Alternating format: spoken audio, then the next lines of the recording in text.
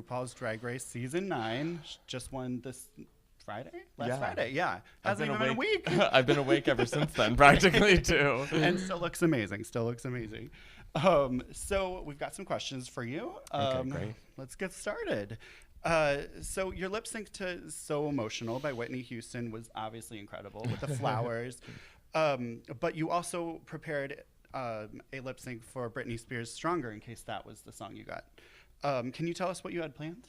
Sure. It was all very complicated. I walked out onto the stage when we spun the wheel with all of the rose petals rigged in my gloves and under my wig, and I also had scissors strapped to my thigh in like a little holster. And if I had had to go first and do Stronger, I would have taken the scissors out and chopped the wig and the dress up until it was like my bald fantasy. Because I do feel that like that song is about kind of discovering who you really are and resisting what other people are forcing on you. Totally. And so I thought the destruction of the wig in favor of my bald head would be a really dramatic moment. It's perfect. And it's kind of a wink to Britney, too. Like Exactly, yeah. It's great. That would have been amazing. Are we ever going to see that performance? Yeah, I'm actually working on transforming it into something that people can see. Cool. I just have to find a wig that I'm willing to part with over and over again. I was going to ask, how much did that wig cost? You were like ready to be like, bye. Well, the wig stylist was actually downstairs helping us, and I warned him. I was like, this wig might get destroyed, and he was completely enthusiastic about it. So I think he was disappointed, frankly, because it would have been so iconic.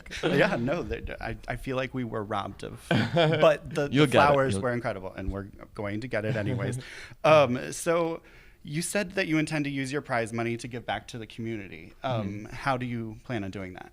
So I have 2 long-term creative projects that kind of center and employ a lot of drag talent all over the country, but especially here in my hometown of Brooklyn. Great. And one of them is Velour, the drag magazine, which is an art and kind of cultural magazine about what's going on in drag now and also historically and even imagining the future of drag a little bit. And then the other thing is a monthly drag show called Nightgowns that's been featuring the wide range of Brooklyn drag. And I'm going to take it on the road and bring Brooklyn drag performers together with the queens and kings that I've met all over the country, small towns, big cities. And we're turning that into a nonprofit organization so that all of those shows, this is really thanks to the prize money that's able to be possible, all those shows are going to raise huge amounts of money to benefit queer charities. That's so great. Cool. Yeah, I think drag should be able to give fabulous performances and do real actual good in the community. Yes, that's amazing.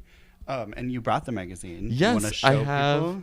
Okay, so next week, the 3rd issue of Velour the Drag magazine is coming out, and we're releasing it at a Nightgowns event on July 5th here in Brooklyn at, well, I guess we're in Manhattan technically, but in Brooklyn at National Sawdust, which is a theater in Williamsburg. Amazing. And this issue, it has no ads. I do all the design of every page from cover to cover. Wow. And because I'm really exacting and a diva in my heart. And it features local drag talent, elements of history, collaborations between visual artists and drag performers, and it includes all of my season 9 sisters in an art piece that I made. That's kind of my love letter to them. Who's that? There's Eureka, Shay, and Alexis Michelle, and I just created these fantasy worlds that feature all of us, kind of as I see everyone. That's amazing. Cool. Well, I'm definitely going to have to get a copy. Yeah, they're all available on my website, which is sashavelour.com. All right. You heard that here. And then my next question is, you teamed up with Peppermint, Aja, and Alexis on Clat. Do you have any plans to release your own music? Yeah, it's funny because when we were filming the show, I said, I am never going to create drag queen music. But then Peppermint sort of bullied the rest of us into doing it. And it turned out to be one of the most fun, rewarding, creative experiences I've ever had, especially working with other people, working with the queens, working with DJ Mitch Farina, who created the beat, and with Asad Yaqub, who created the music video. It was all just like, it was just so fun that I'm excited to actually dip my toes in the waters once more and create some more music this year. That's great. And have you heard Peppermint's new album? It's incredible. Peppermint has been creating legendary music for years, and I'm so glad that the audience has multiplied. She deserves that. So good. All right. So we just asked a bunch of queens all over the world whether or not they have an obligation to introduce audiences to LGBT musicians. The answers were mixed, but my favorite response came from Molten Decadence in Kansas City. I love that name. Right? So perfect. She said, any queen worth her weight in rhinestones should be on the pulse of anything new and hot coming from our community. What do you think? Oh, totally. I think it's all part of the same picture. Queens producing performances, kings producing performances, artists creating music, visual artists creating artwork. I think we should all be working together. And the creativity is just multiplied when people collaborate. Absolutely. But I do think that, I mean, we also love creating performances to pop music, right, to non-LGBT music, because then we have the power to like queer it and make it a little bit different and make it ours. Which you did on the finale. And so you and your season 9 sisters had an emotional moment on the show where you discussed eating disorders, which is very prevalent in the gay community, but it's rarely discussed. What would you say to viewers who are struggling with an eating disorder?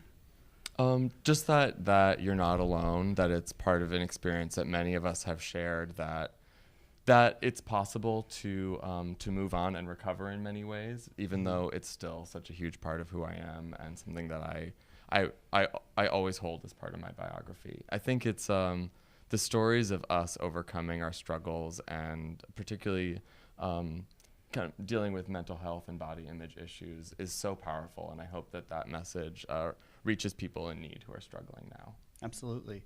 So the show also touched on your time in Russia. Do you have any particular shocking stories from what it's like being gay in Russia? Oh my gosh. I mean, my experience of just living there for 2 years is nothing compared to growing up there and having that be your culture every day. I know that even though the government has become more repressive and more dangerous, queer people's lives in Russia continue to grow, and they create things and they have meaningful relationships and friendships. And I've seen a lot of both sides, which is really magical. I hope that the fight for liberation for queer people in Russia just continues, and we can see a much greater and brighter and more colorful future for them very, very soon. It's really needed. It's very needed. And we certainly have our own struggles in America, but we do have it better than a lot of places. How would you suggest viewers get involved with the situation in Chechnya? To stay informed and to keep talking about it. I think especially for people living in Russia, in Chechnya, it means so much to hear that people around the world haven't forgotten what's going on with them, that we see it and that we're going to keep fighting for them to get the rights and the safety that they need. And then there are organizations like Russian LGBT Network that I know helps to distribute resources to people in need. And I'm staying connected with them from this end, and I encourage other people to do the same. Yes. So check that out, please. So on a lighter note, we had some drag queens around the globe prepare some questions for you. The queens in the Philippines were particularly thirsty. I had to edit some of their questions. They've got some velour thirst. Oh, that's so nice. But Gigi Valentine from Manila asks, what advice would you give a young queen who doesn't know her style or aesthetics yet? Just do the opposite of what everyone around you is doing. I think it's so easy to fall into drag trends, especially because so many people are doing drag now. And I recommend just try as many different things as you possibly can until you start finding ones that feel right to you. It's all instinctual. And then we have Regina LeRae. I'm so sorry, Regina, from Kansas City. She asked, has the increased attention from Drag Race put a strain on your personal relationships? This is like my therapy session right here. I love it. Welcome to Billboard. Just dig up your past and investigate your relationships. How's your communication doing?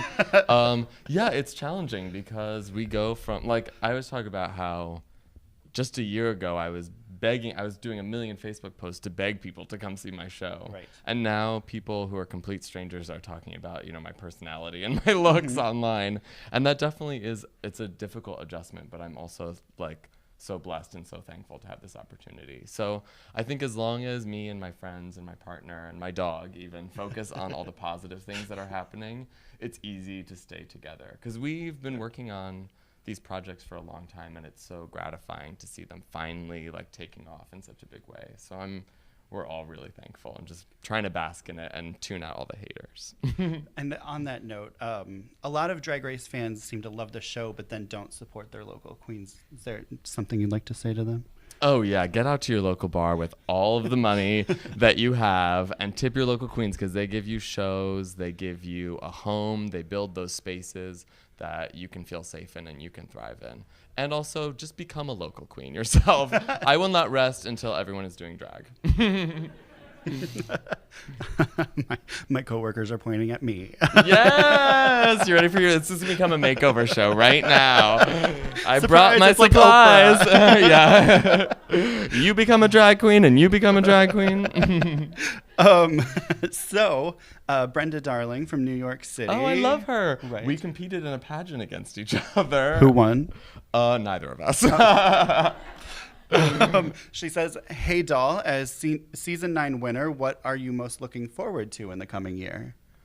Oh my gosh, I'm looking forward to traveling the world. There are places that I've never seen, and to experience that as a drag queen and not just a tourist is so exciting. I love meeting drag performers in every city that I go and seeing those cultures and meeting those fans. I'm ready for the ride of my life. And the last question we have, obviously one of Drag Race fans' favorite pastimes is speculating who's going to be on All Stars. So Cecile Andre from Playa del Carmen, Mexico asks, what queen from a past season, so not one of your season 9 sisters, would you like to see in the next iteration of All Stars?